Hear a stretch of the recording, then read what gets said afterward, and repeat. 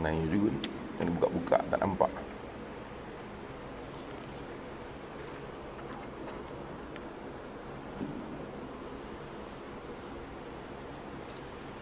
Bismillahirrahmanirrahim.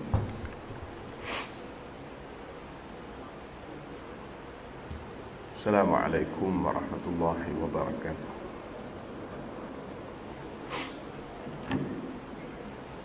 Alhamdulillah nahmaduhu wa nasta'inuhu wa nastaghfiruh wa na'udzu billahi min syururi anfusina min sayyiati a'malina. May yahdihillahu fala mudilla lahu wa may yudlil fala hadiya lahu. Asyhadu an la ilaha illallah wahdahu la syarika lahu wa asyhadu anna sayyidana Muhammadan abduhu wa rasuluh. Qala rabbi shrah li sadri wa yassir li amri wahlul 'uqdatam min lisani yafqahu qawli. Subhanaka la ilma lana illa ma 'allamtana innaka antal alimul hakim. Wala hawla wala quwwata illa billahil alil azim. Allahumma faqihna fid din wa 'allimna ta'wil amma ba'd. Tuan Imam, pengurusi dan seluruh tuan kuasa, tuan guru, para asatizah, muslimin dan muslimat, hadirin yang dirahmati Allah sekalian, alhamdulillah. Pertamanya kita mengucapkan syukur kepada Allah SWT pada hari yang bahagia ini kita diberikan kelapangan untuk memperbanyakkan amalan kita dalam bulan Ramadan ini. Mudah-mudahan dengan amalan yang kita lakukan, Allah SWT akan memberikan kepada kita ketakwaan dan meningkatkan ketakwaan kita kepada Allah SWT.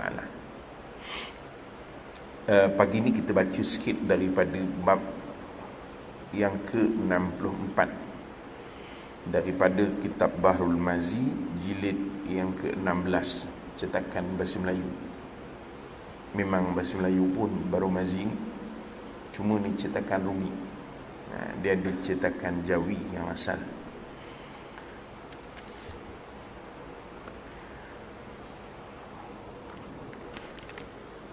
Babu maja'a fi syiddati fil amali. Tak nampak? Bab yang telah datang iu pada menyatakan melampau-lampau pada beramal. Dalam satu firman Allah Ta'ala, Allah menyatakan, A'udzubillahi minasyaitanir rajim, wa ma khalaqtul jinna wal insa illa liya'budun. Kami tidak jadikan jin dan manusia melainkan supaya mereka itu menyembah Allah Ta'ala, beribadah kepada Allah Subhanahu wa Ta'ala. Itu matlamat kehidupan kita.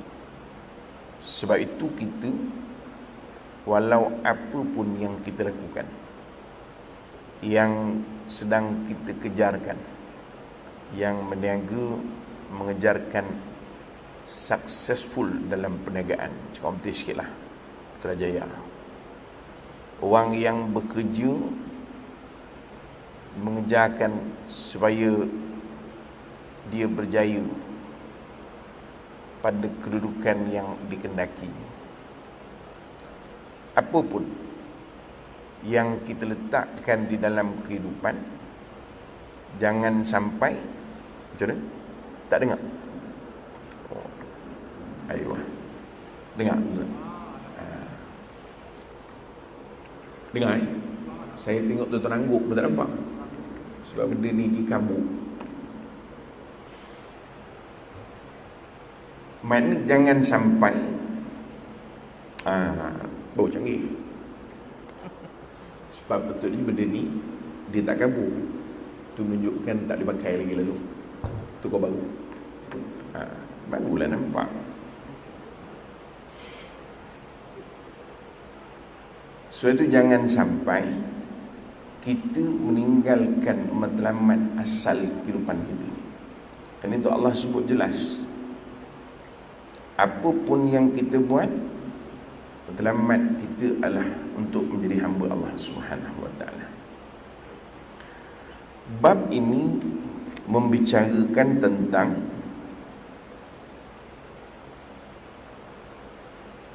peringatan kepada kita supaya tidak berlaku ghulu di dalam agama.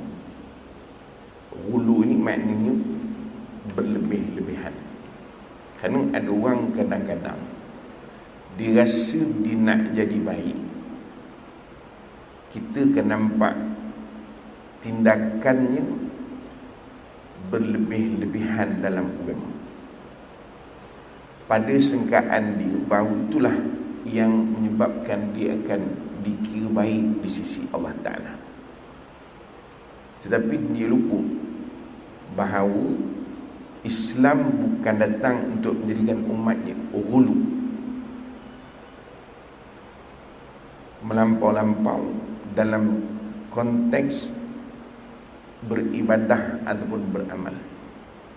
Sebab itu kita tengok kadang-kadang orang dia tak boleh nak membezakan di antara perkara yang muktamad dalam agama dengan perkara yang ada ruang yang Allah berikan kepada manusia pada keadaan-keadaan yang tertentu. Contoh, misalnya dalam bab berpuasa, misal kita puasa sekarang ni, dalam bab berpuasa, puasa suatu yang wajib. Tetapi pada ketika yang lain, Allah Ta'ala membenarkan orang yang berpuasa untuk tidak berpuasa sekiranya keadaannya itu tidak mengizinkan untuk berpuasa. Contoh, orang yang sakit teruk atau orang yang sudah uzur. Ada sebagian orang dia merasakan dengan menjadikan dia berpuasa, walaupun puasa itu memberikan mudarat kepadanya, maka disangka bahawa itu akan menyebabkan dia dekat dengan Tuhan.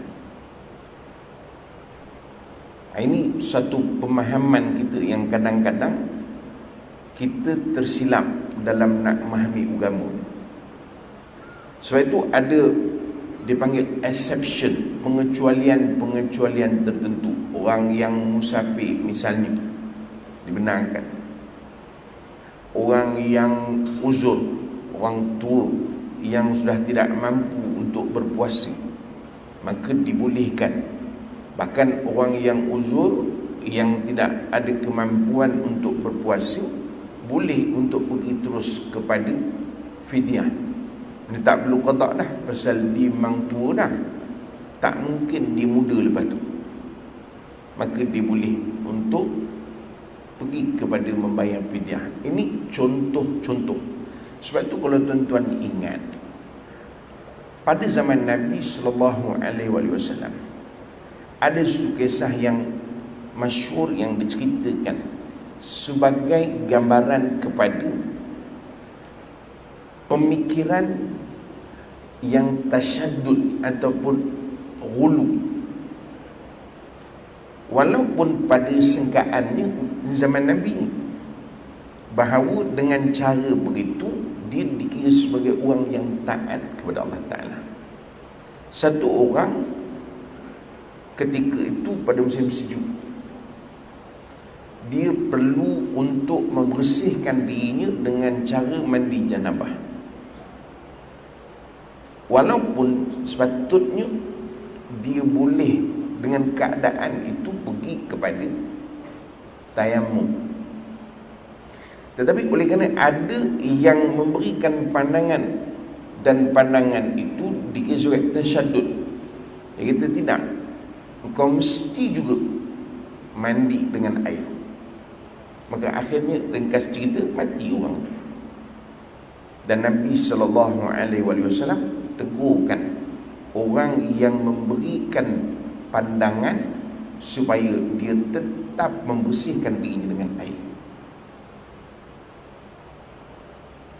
Sebab itu kadang-kadang kita rasa bahawa dengan cara kita tasyaddud ataupun ghulu ataupun kita lebih ketat dengan agama, itu mendekatkan diri dengan Allah Ta'ala. Walhal sebaliknya berlaku. Ini yang tajuk kita bincangkan. Sebab itu disebut, ketahuilah kiranya wahai saudaraku, dikehendaki dengan melampau-lampau beramal itu ialah bersangatan kuat beramal. Nampak tuan-tuan? Ni pengarang kitab ni sebut. Makna yang disebut melampau itu bersangatan beramal hingga tiada diketahui siang atau malam, atau tiada pedulikan keparduan yang lain daripada perkara yang diamalkan itu sahaja. Seperti orang yang puasa sunat, maka digasaknya puasa siang dan malam. Bahasa Melayu. Misal pengarang kitab ini, Syekh Idris Al-Marbawi ni orang Melayu, orang Perak, Merbau. Makamnya ada, kuburnya ada di Merbau. Dengan tiada berbuka puasa. Ini hulu. Yang ini bukan pasal tak nampak, hidung gatal. Tuan-tuan, maknanya dipanggil puasa wisal.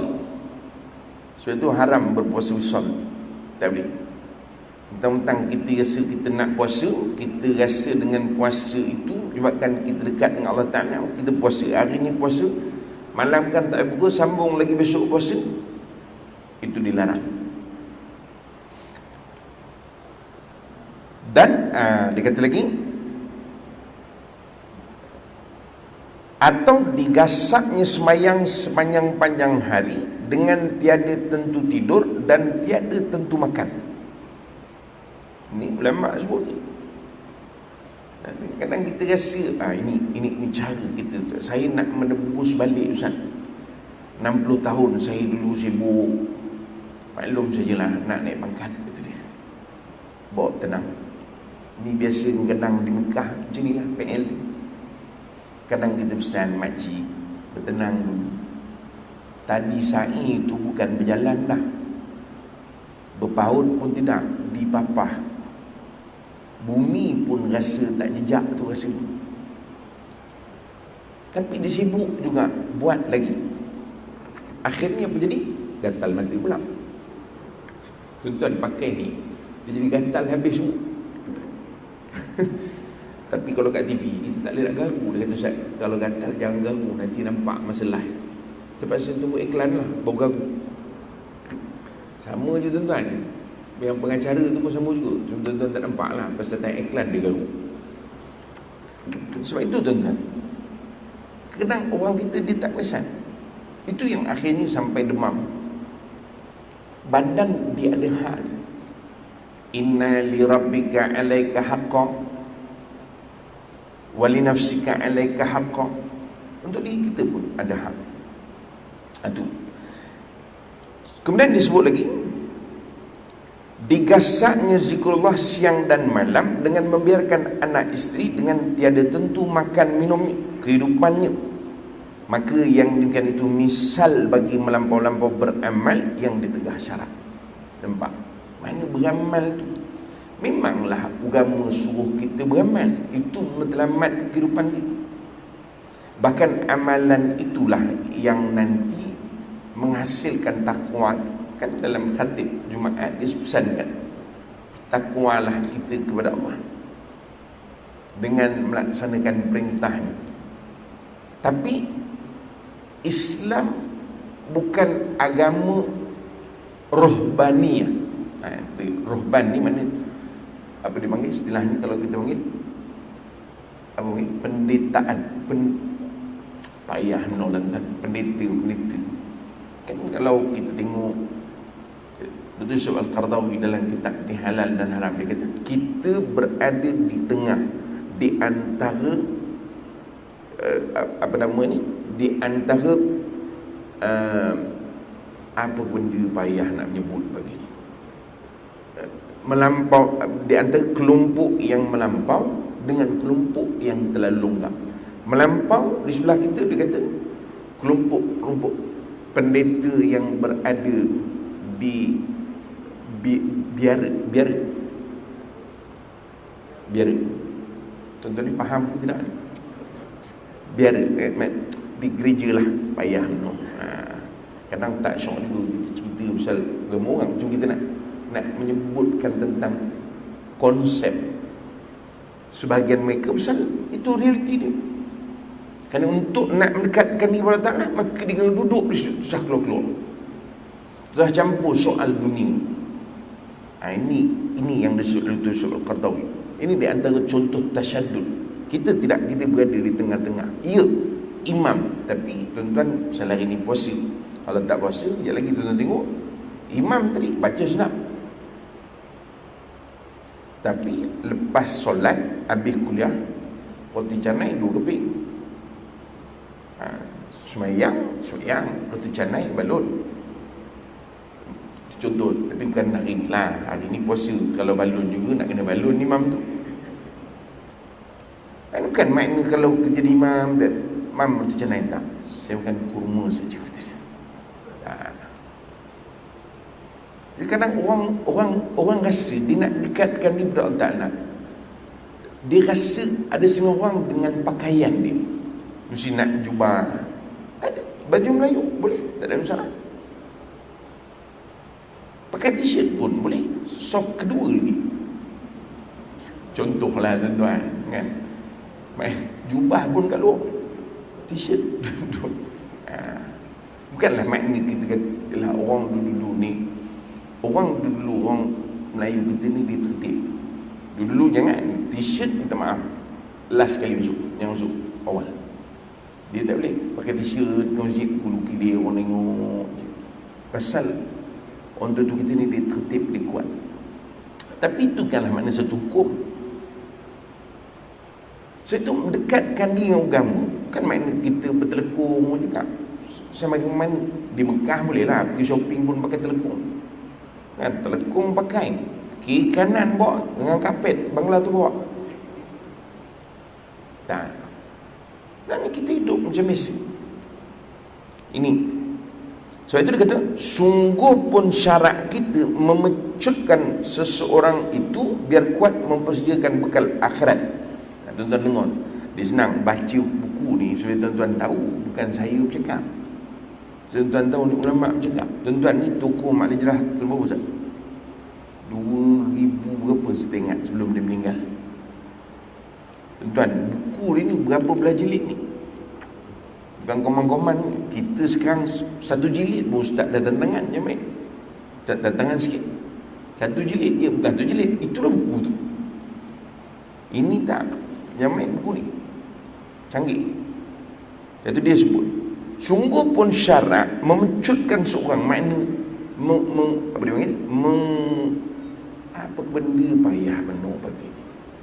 Makna menggalakkan supaya orang banyak beramal, persediakan bekal untuk akhirat, dan banyak-banyakkan persen itu, tapi tidak pula disuruh demikian itu. Bahkan buatlah macam-macam amal itu menurut masa peluang. Saya ingat ada satu orang jumpa dia tu, Ustaz, saya nak berhenti kerja, nak berhenti kerja. Saya kata, mengapa pula Pak? Kata, saya Ustaz, saya jealous tengok imam, kata dia. Nak berhenti kerja pasal jealous tengok imam. Saya kata, abang kerja di mana? Saya kerja oil and gas, Ustaz, banyak offshore. Jadi saya ingat kalau saya berhenti kerja, dah masanya lah, dia kata, saya berhenti kerja, at least boleh tolong imam. Maknanya jadi imam tolak pun okey lah. Saya kata, Pak, pertama, imam ni seorang aja yang ramai makmum. Jarang dalam kampung tu semua ustaz seorang, bukan ustaz, semua imam seorang makmum. Tak dibuat dia orang. Tetap imam seorang. Walaupun semuanya ustaz, kecuali seorang je bukan ustaz. Yang kedua, saya kata, abang gaji berapa kerja offshore? Dia kata, bolehlah 30-40 ribu sebulan. Saya kata, kalau abang jadi imam, imam tu dihantar pula ke offshore. Faham? Misalnya dia nak jadi imam, jadi imam kan seorang je. Jadi imam tu pula hantarkan ke offshore. Apa je dia agak-agak? Itu kan imam tu nak azan je dekat tengah laut tu. Saya kata, imam dia ada imam. Abang boleh bekerja, abang ada gaji. Gaji yang 30-40 ribu tu bagikan kepada masjid atau surau. Sumbangkan, impakkan apa yang boleh dibuat. Banyak program boleh nak buat. Duit saja yang tak ada. Al-fulus lulus. Duit tak ada, bagi. Kita kadang jenuh nak merepair pintu jamban pun tak siap-siap. So duit tak cukup. Kunci pintu jamban pun tak ada. Misal tabung masjid, tabung surau tak ada. Orang nak terkencing terpaksa selak dengan tisu. Punya daif tu, bagilah. Jadi kita menyumbang bahagian kita. Tak mesti maknanya semua nak jadi imam, tak. Apa kita boleh sumbang? Kita sumbang bahagian. Tak jadi dimenti. Maknanya kadang cara kita fikir ni tak betul. Satu, kita pemikiran kita rasa untuk aku baik, aku mesti tinggalkan dunia ni. Ada satu CEO, saya tak sebutlah CEO mana, saya bawa dia musim haji. Sepanjang musim haji, dia on handphone tu 3 jam. Dia kata, saya on handphone 3 jam. Dia orang nak hubungi saya 3 jam ni. Lepas tu saya tak mau dia kacau. Saya kata, okey bang, boleh. Tak lama nak balik ke Malaysia, dia pun kata, dia kata, Ustaz, saya rasa macam saya nak berhenti lah, kata dia. Saya kata, kenapa? Dia duduk Melaka, kerja ke Lombok, hari-hari ulang alik. Itu sebab saya keluar pagi subuh, balik malam. Duduk di Melaka, kerja di Kuala Lumpur. Jadi saya rasa saya tak banyak masa di surau, di masjid. Cara dia berfikir, saya kata bang, memanglah dah abang punya kerja sebagai CEO, kalau duduk di surau, CEO apa benda tu? CEO mana? CEO sedang solat duha. Boleh jadi makmum CEO kejap lagi. CEO kena menguruskan syarikat lah. Tapi saya kata tentu gaji banyak. Sumbangkan pada surau dan masjid supaya kita boleh pelbagaikan aktiviti. Bukan itu saja, bahkan masjid boleh jadi untuk center untuk kebajikan.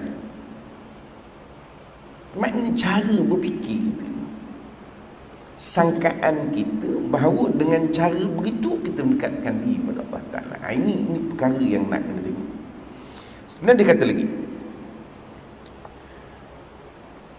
dan dia kata, seperti orang apabila bangun daripada tidurnya pagi-pagi, maka mengucap ia sebagai yang disuruh syarak.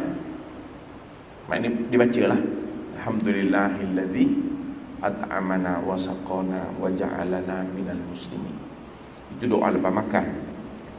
Tuan-tuan main tulis je, alhamdulillahilladzi ahyana ba'da ma amatana. Baik. Kemudian kejamban ia perbuat sebagai suruh syarak. Ini bahasa Melayu tuan-tuan. Orang Melayu, dia bagi contoh Melayu je. Kejamban ia. Itu yang seronok baca kitab Melayu ni. Dan keluar dari jamban diperbuat sebagai suruh syarak. Itu cara mendekatkan diri pada Allah Ta'ala. Nak masuk jamban, baca apa? Itu Zat. Kita beria, masuk jamban pun tak baca doa. Saya ingat ada satu kisah diceritakan seorang cikgu. Dia kata, ada satu anak murid ni di rumah, dia belajar di sekolah, masuk jamban baca doa, keluar baca doa.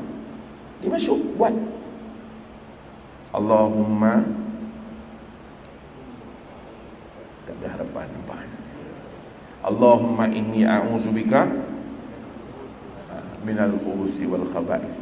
Ya. Baik, dia pun masuk. Sekolah mengajar masuk kaki kiri sunat untuk kepala, pakailah selipar kalau ada. Pasal mengelakkan kita terjadi najis sebagainya. Pasal jamban. Baik. Keluar baca doa. Masuk budak tu elok. Pasal mengikut anak-anak ni bagus. Sebab tu kita seronok mengajar sekolah. Saya sekolah ni bagus.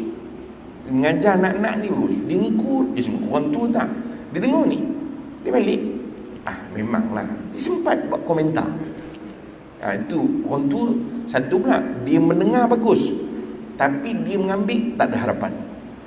Budak-budak mendengar tak bagus 10 minit je. Dan tanyalah siapa cikgu sekolah. Dia tak boleh lama. Sudah lama ceramah macam ni, budak-budak sekolah melompat-lompat dia kat belakang. Sebab itu kita kena perbagaikan aktiviti dia. Tapi dia mendengar bagus. Apa ustaz cakap, semua dia ambil. Masuk jamban, baca doa. Nak keluar, dia baca doa. Tapi masalahnya terlupa. Lama dalam jamban. Mak suruh keluar lah. Kenapa tak keluar lama dalam jamban ni? Mak, doa keluar apa kata dia? Sebab belajar keluar kena baca. Kata doa keluar apa ke benda pula. Rupa mak memang jenis tak baca doa. Telefon bapa, anak awak tak nak keluar jamban. Sebab cikgu dia kata baca doa bila masuk, keluar baca doa. Apa bang? Doa keluar? Saya pun tak tahu. Jenuh, akhir telefon cikgu tu. Kata cikgu ajar doa keluar apa? Jadi mak tu bagi tahu, baru keluar budak. Saya tu disebut makna kita mendekatkan diri ni tuan dalam setiap perkara. Tuan keluar kejap lagi. Kan? Sarung selipar kaki pun tak ada harapan. Kan tayamun bukan tayamum dengan pasir. Tayamun tu maknanya berkanan kanan, sarung dengan kaki kanan. Sekejap lagi kita keluar sama-sama tu, bila saya sarung mesti ada tengok ustaz, kaki kanan ke kiri. Tuan-tuan, itu perkara mendekatkan diri pada Allah Ta'ala. Tuan-tuan naik motor ceroak tak je? Oh bang, tak ada harapan. Kita kalau duduk dalam masjid tu kan main ni, kalau sujud kan main tekap lagi kan? Rasa kita itulah mendekatkan diri Ta'ala. Sebab itu saya ingat dibincangkan, kami ada kelas belajar. Disebut guru tu, dia kata makruh ketika berjemaah kita memanjangkan sujud ketika berjemaah. Jadi imam lagilah makruh. Sebab imam ni memang disuruh pendek, jangan nak manjang-manjang lama sujud. Makmum siap bangun tengok lagi, sambung balik. Tak. Yang makmum pun makruh, kerana khawatir nanti timbul apa? Timbul riak.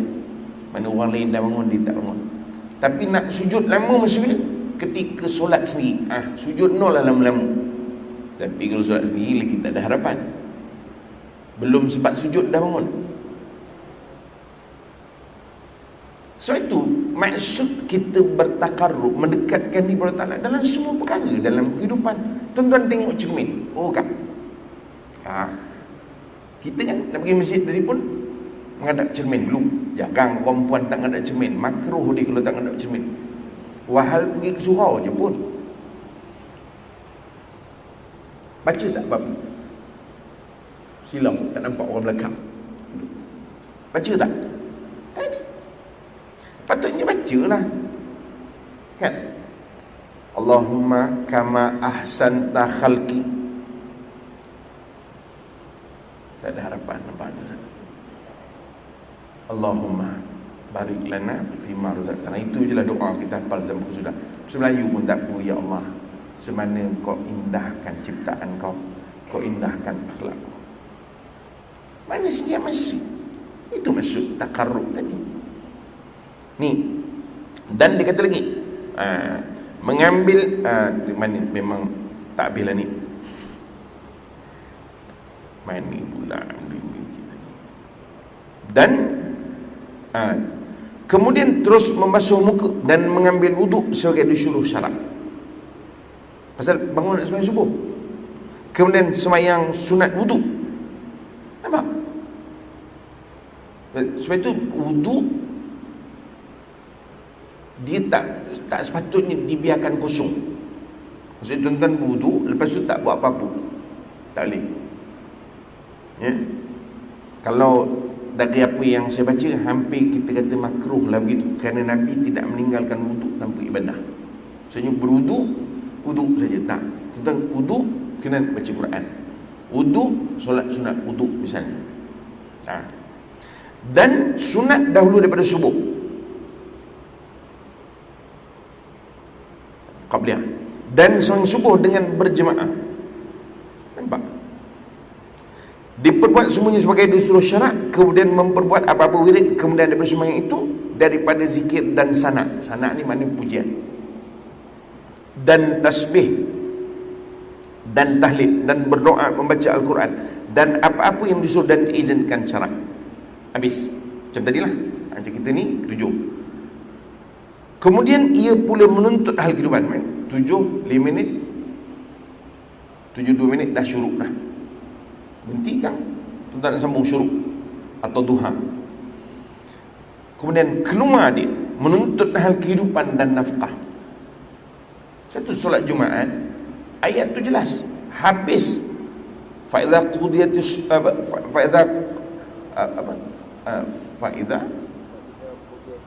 fa'idha qudiyatis solat fantashiru fil ard. Maknanya jangan tunggu balik.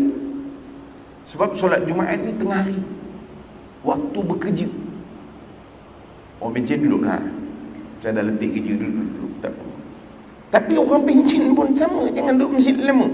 Ada satu orang nak telefon saya, tak tahu mana dia dapat nombor telefon. Saya mengajar surau di tempat dia lah, gatal lagi.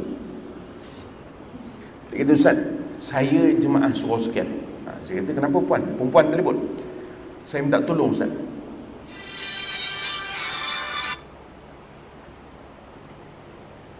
tolong bagi tahu dengan suami saya. Suami saya rajin dengar kuliah Ustaz, jemaah tetap surau tu. Saya kata, sudah, apa hal ni? Beritahu dengan suami saya, jangan duduk surau aja. Saya kata, sabar puan, banyak isteri-isteri telefon saya minta tolong doakan supaya suami dia pergi surau. Puan macam terbalik je. Tak, dia kata, duduk surau, susuan nak tak beli, gula beras tak tahu ada ke tidak. Nampak? Yang main. Lepas tu kita tengok datuk-datuk, memanglah kita bukan datuk-datuk Tan Sri tu. Maksudnya kita datuk ni kan ada cucu datang, layanlah. Menantu kita balik. Bagi tahu dengan lelaki kau, bapak iktikaf kat surau ni. Sampai bila pak? Sampai minggu depan. Menantu balik, layanlah. Kan dia datang nak ziarah kita. Ini tak, ayah mana? Mak, ayah kau iktikaf. Tak kena. Faham tuan? Tu. Kalau yang pencen lah, tak apa. Habis main Jumaat, baliklah. Kan ada kehidupan bermasyarakat. Jiran sebelah tengok apa hal rumput kita, jiran sebelah semak menengok. Tanya ke bawah, macam mana rumput saya okey tak? Ganggu tak? Kalau boleh tinggi sikit lagi Tan Sri. Marah Tan Sri. Kan? Maknanya kena tengok. Saya ada pusing-pusing lah dalam Putrajaya ni. Ada setengah-setengah perumahan dia tak ada pagar. Kan? Rumput kita tu tinggi. Iyalah memang rumput tu tanah kita, tapi ular dia bukan kenal. Saya lepak kat tanah dia je. Tanah sebelah saya tak beri, encik, saya parking sini je. Tak betul gitu. Tapi kita kalau semayang, kalau boleh dihentaknya kepala tu ke lantai supaya biar lebam. Tu bukan lebam, tu pecah kebalik. Saya tengok orang semayang sampai lebam dahi, dia pun nak lebam juga. Kena faham soal kehidupan mendekatkan diri pada Allah Ta'ala. Dia makna setiap masa kita tengok rumah kita, ya Allah, ya abang rasa rumput yang awak bela ni kita potong lah. Kadang bini kita kan suka bela rumput. Dia menanam pokok, tapi rumput lagi hidup daripada pokok. Kita pun beli, dia tabur baja tu dekat rumput ke dekat pokok dia. Pokok dia tak hidup. Kita nak potong dia, bang, biarlah bang, orang tengah tanam pokok. Kita pun confuse, dia tanam pokok ke tanam lalang? Kita cakap, satu, tak boleh kita ni jiran kita. Kena tengok. Kalau kita bela binatang, kena tengok, jangan sampai ganggu binatang tu, ganggu jiran kita. Itu kena berhati, tuan-tuan. Itulah kehidupan beragama. Jangan kita salah faham. Bukan makna dalam masjid saja beragama. Tak. Itu kena faham. Dan dia kata lagi, dengan bekerja bertukang. Dia best baca tu, bertukang. Tahu bertukang? Makna dia nak cerita kerja bertukang ni. Orang kerja bertukang ni tuan, jarang smart. Yang smart tu kontraktor. Tuan faham ke tidak? Yang bertukang jarang smart. Jarang. Memang compang camping, dengan tangannya penuh cat dan sebagainya. Ayah saya tangan sampai hancur. Dia duduk sibuk, dia kata, cuba tengok tangan abah ni. Kata macam mana abah ni dulu banyak pegang kapur. Saya bertukang. Jadi orang dia mana pakai sorang tangan. Nak bancuh simen dengan kapur pun semua. Kesan.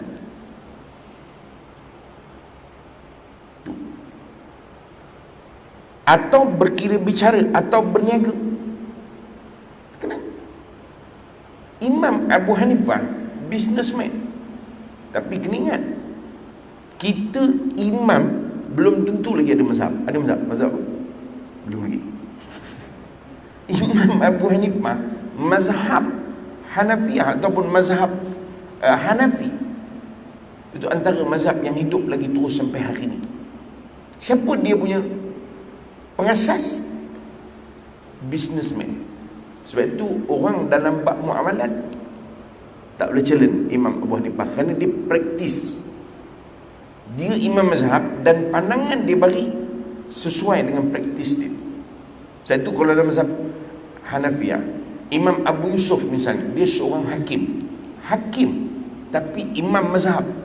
Macam kita imam mazhab Syafi'i, Imam Nawawi. Mazhab Hanafi, Imam Abu Yusuf. So itu di dalam ranking mazhab dia, kalau berkait dengan soal hakim, pandangan Abu Yusuf terpakai.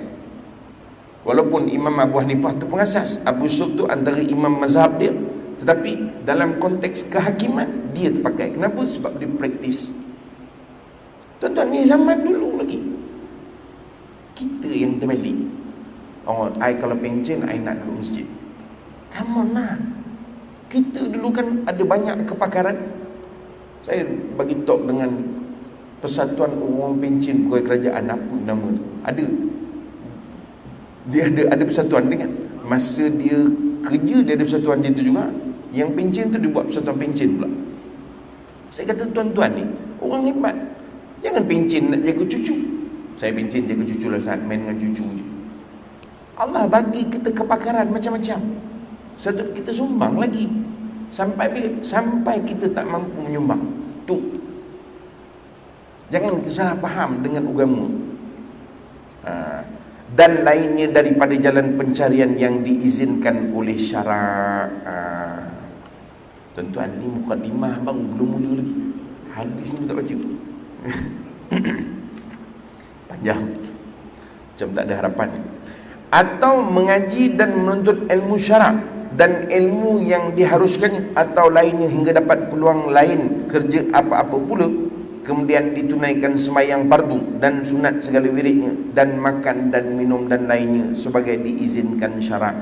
Demikian pula habis waktu berikut waktu lain, dan habis hari siang dan malamnya, dan berikut pula dengan hari siang dan malam lain pula. Semua peluang itu bermacam-macam amal yang disuruhkan Allah dikerjakan. Maknanya buatlah tuan-tuan jadi bos. Create lah environment yang mesra ibadah. Kita kan bos, orang dengar cakap. Cuba kita bagi bila jumpa dengan staff, saya harap semua jagalah solat.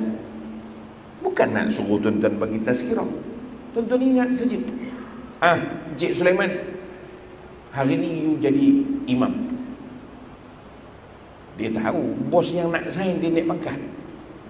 Baik bos, boleh sekali dengan tahajud agak-agak lah, zuhur. Tu Allah bagi nikmat jadi bos tuan-tuan. Sepatutnya soal orang nak buat tak nak buat itu nombor 2. Tuan faham ke tidak? Dia terjadi banyak bos-bos yang seronok ceramah kat terjadi. Kena sungguh tuan-tuan. Dia nak buat tak nak buat, kita tak boleh paksa dia. You kalau tak buat, I tak naik kau boleh pangkat. Jangan gitu, bawa tenang. Konsep ni. Kemudian disambung lagi. Saya habiskan ni dulu lah tuan-tuan ni. Yang lain kita sambung Ramadan tahun depan. Sebab saya nak lari ke TV3 tak ada live kejap lagi. Kemudian dia kata, mana pula tadi, bukannya menunggu satu kerja amal saja dengan memperbuat bersungguh-sungguh, tidak tidur-tidur. Dia kira kalau ibadah ni qiyam saja, tiap-tiap hari daripada pukul 2 sampai pukul 5, 2 sampai 5. Dia tak rasa yang lain itu juga untuk mendekatkan diri kepada Allah Ta'ala. Ini silap. Maknanya semualah, semua sudut kehidupan kita, semua pun boleh. Ada orang tuan-tuan, dia kerja, dia bercocok tanam. Pagi je dia pergi kebun dia, macam-macam dia buat. Tanya, banyak tanam ni, sambil-sambil Ustaz, sambil boleh sedekah ke orang. Tengok kepala dia. Ada, saya pergi satu rumah, dan macam kebun rumah dia, pasal dia banyak tanam pokok-pokok ni. Saya kata, ini dah macam boleh jual dah ni cili-cili ni semua. Tak ada Ustaz, saya tanam serai, daun pandan, kadang-kadang jiran nak, senang boleh bagi. Itu bukan ibadah. Oh makcik, ibadah ke tidak? Ibadah lah tu. Kita buat tu orang dulu tuan-tuan tengok belakang rumah macam-macam. Daun kesum ada. Daun kesum ada makcik? Ada. Kau ambil je lah dulu-dulu. Saya kampung di Kuang tak ada daun kesum. Mana dia pergi kedai-kedai? Tak ada. Kau pergi rumah apa ni, Makcik Leha, mak saya suruh, nama mak minta daun kesum. Cik, mak minta daun kesum. Kau ambil. Dalam belukar tu semua daun kesum. Tu. Dia daun kesum dia. Kalau daun pandan, orang lain tak. Kau pergi rumah Cik Leha, daun pandan ada. Kita pun ada juga. Cuk ubi, orang datang pula, ada cuk ubi. Petiklah sendiri kat belakang. Jadi itu sebahagian daripada kehidupan. Supaya kita boleh sedekah setiap pada perkara yang kita buat. Tuan-tuan, habis lagi. Dan dia kata, sekiranya seorang itu beramal, diperbuat sedikit ibadahnya, tetapi berkekalan amal itu, maka lebih terpuji daripada amal dibuat sungguh-sungguh dan sebanyak-banyak sekaligus. Kita lah, Ramadan kan main lagi balon tuan-tuan. Habis Ramadan, mana kita nampak. Sebab itu Datuk Yusuf Qaradawi dia sebut, dia katakan, dia man dia sebut tu, man payah benar dia, pasal dalam kepala nak cabut dia, itulah jadi dia kata, siapa yang menyembah Ramadan, maka sungguhnya Ramadan telah berakhir. Siapa yang menyembah Allah, fa innallaha hayyun la yamut, sungguhnya Allah tidak mati dan hidup selama-lamanya. Maknanya kau akan boleh beribadah terus. Tapi kalau beribadah untuk Ramadannya 30 hari, lepas tu memang wassalamualaikum. Tapi kita sekarang alhamdulillah hari ke-10 Ustaz, masjid surau penuh lagi tuan-tuan. Subhanallah. Sebab jarak-jarak. Lepas tu saya kalau ceramah tazkirah Ramadan, saya kata alhamdulillah, seronok tengok suasana sampai melimpah. Saya kata surau-surau. Semoga tahun depan virus lain pula datang. Sebab penuh surau. Orang marah dari itu Ustaz, jangan macam-macam Ustaz, nak balik kampung. Tak. Pasal orang Ramadan, orang beramal mereka. Lepas Ramadan, tak ada. Orang miskin sampai minta sedekah. Tolonglah kami, bantu kami. Piramli kan? Tolong kami, bantu kami. Tu Ramadan, anak yatim, minta maaf kami nak buat buku puasa dengan anak yatim. Minta maaf, skedul kami dah penuh. Ya, baik. Ramadan. Lepas Ramadan, tolonglah tuan-tuan, anak-anak yatim ni 4 hari je lagi beras tinggal. Masuk hari ke-5 mati semua. Sampai macam itu. Mana orang? Dia malas dengan ceramah. Sebab itu amal yang paling disukai yang berterusan. Itu yang Nabi sebut sebaik-baik amalan. Wa in qillah, walaupun sedikit tapi berterusan. Itu yang paling penting. Saya habiskan perengan ni je tuan, dah siang tadi. Tuan-tuan pun tak tahu saya sampai mana sebab saya jadi buku. Seperti yang mengamalkan mengucap subhanallah, alhamdulillah, Allahu akbar tiap-tiap kali sembahyang 33 kali. Dia beramal itu je, dia tak ada wirid sampai dalam grup WhatsApp dengan 1000 kali selawat, dia tak ada. Tapi setiap kali lepas sembahyang subhanallah, subhanallah, subhanallah. Imam tak baca, imam kena al-Fatihah, dia tetap habis subhanallah, subhanallah, subhanallah, subhanallah, subhanallah. Tetap dia jaga, maintain. Itu lebih baik. Itu lebih baik. Sebab yang selawat 1000 kali ada grup tu. Grup tak ada, terus tak selawat. Cari grup lain. Mana grup selawat ni tak ada kata dia. Maknanya selawat pasal grup ni. Dan dia kata dalam sepanjang umur demikian itu, maka itu lebih terpuji syarat akan dia lebih daripada membuat mengucap dan dengan sekaligus 10,000 di dalam sepanjang umur. Nampak disebut tuan-tuan. Ni pengarang kita disebut ni. Daripada dengan sekaligus 10,000. Mana dia buat hari tu 10,000. Jangan kacau ayah nak berzikir 10,000. Subhanallah, subhanallah, subhanallah. 999, 1000. Lagi 9,000. Subhanallah, subhanallah. 10,000. Alhamdulillah. Itulah dalam hidup dia, itu yang terakhir. Yang pertama dan terakhir. Kita berzikir lagi, saya dah 10,000 dah. Tu. Sebab itu yang paling bagus yang berterusan, continuously. Understand? Maka naklah seorang itu biar sedikit amal asal berkekalan, kerana memperbuat banyak-banyak dengan mahu berkekalan itu keberatan yang mahu membawa kepada mustahil. Tuan-tuan, bukan saya sebut. Dah macam pakai spek pun ada benda lah ni. Bukan saya sebut ni, ngarang kitab ni sebut. Makna mustahil orang boleh buat yang banyak-banyak tu dan kekal. Ulama sebut ni tuan-tuan. Ustaz ceramah standard lah. Ni ulama ni. Tuan-tuan nafi dia. Sebab ulama dia cakap dia ada dipanggil penaakulan ataupun apa benda? Mana dikumpul data lah. Macam itu. Bukan merambang cakap kan, kita cakap suka tidak. Maknanya mustahil. Tu. Dan kita balik ni baca pula menengok. Kerana memperbuat banyak-banyak dengan mau keberkekalan itu mustahil. Mustahil upaya memperbuat demikian itu. Maksudnya tak mungkin orang boleh kekal buat banyak sekali, mesti ada halangan. Saya dah tutup buku tuan-tuan, jangan risau. Walaupun tak sempat lagi baca hadis ni, lain tahun kita sambung hadis tu. Pasal dia ada semua sekali 10 muka tajuk ni. Kalau baca semua, memang kita pun termasuklah apa yang disebut dalam kitab tu. Tuan faham ke tak? Rumah kita kat belakang, balik bang, lepas kuliah akan balik tu, mengantuk dah saya. Malam tadi dah bangun, nak rehat pula. Ceramah pula panjang. Ya Allah, tak habis-habis. Laki aku pun ni tak bangun-bangun. Aku dah cakap tadi dah. Dah tak pasal berkelahi orang tua tu kat rumah. Tuan-tuan, maknanya sebagai kesimpulan, sebenarnya hadis ini kisah Abu Darda. Abu Darda ni tuan-tuan, dia kerja malam solat, siang puasa, malam solat, siang puasa. Sampai akhirnya Salman Al-Farisi datang teguh. Kebetulan datang dan diteguh. Dan dia sebut, dan perkataan Salman tu diikrarkan oleh Nabi SAW.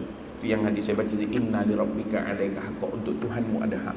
Wali ahlika alaika haqqa, isteri keluarga kau pun ada hak. Wali nafsika alaika haqqa, diri kita pun ada hak. Jangan beramal sampai tak ada masa rehat. Berehat, tidur, bertenang seketika. Tadi kan dah kiam pukul 2 kan? Siapa yang update tadi kat Facebook tadi? Dan tahajud 17 rakaat. Yang faham. Lebih kecil. Rehat, bagi badan tu rehat. Kang bangun balik, lepas duha ke nak bangun, ataupun rehat dulu, Kang duha bangun, itu rehat. Jadi badan kita ada hak dia, insyaAllah. Cukuplah tu tuan-tuan, bawa tenang. Masalahnya saya yang kelang kabut je lagi. Rasanya dah buka Ustaz jalan lepas pada polis ni. Alhamdulillah. Tuan-tuan, jumpa lagi pada Ramadan tahun depan. Sebab tak tahu nak PKP lagi ke tidak macam ni. InsyaAllah kalau ikut kita pada minggu keempat ni kan. Allahu Akbar. InsyaAllah kita sambung lagi pada masa akan datang. Ya, sekadar itu dulu. Wallahu a'lam. Aku lupa lihada. Astaghfirullahaladzim li wa lakum. Assalamualaikum warahmatullahi wabarakatuh. A'udzubillahi minasyaitonir rajim. Bismillahirrahmanirrahim. Alhamdulillahi rabbil alamin. Wassalatu wassalamu ala asyrofil anbiya wal mursalin wa ala alihi washabbihi ajma'in. Allahumma ja'al jam'ana hadza jam'an marhuma wa tafarraqana min ba'di tafarraqan ma'suma. Allahumma innaka 'afuwun karim tuhibbul 'afwa fa'fu anna. Allahumma innaka 'afuwun karim tuhibbul 'afwa fa'fu anna. Allahumma innaka 'afuwun karim tuhibbul 'afwa fa'fu anna. Allahumma ja'alna min utaqaika minan nar bi rahmatika ya arhamar rahimin. Walhamdulillahirabbil alamin.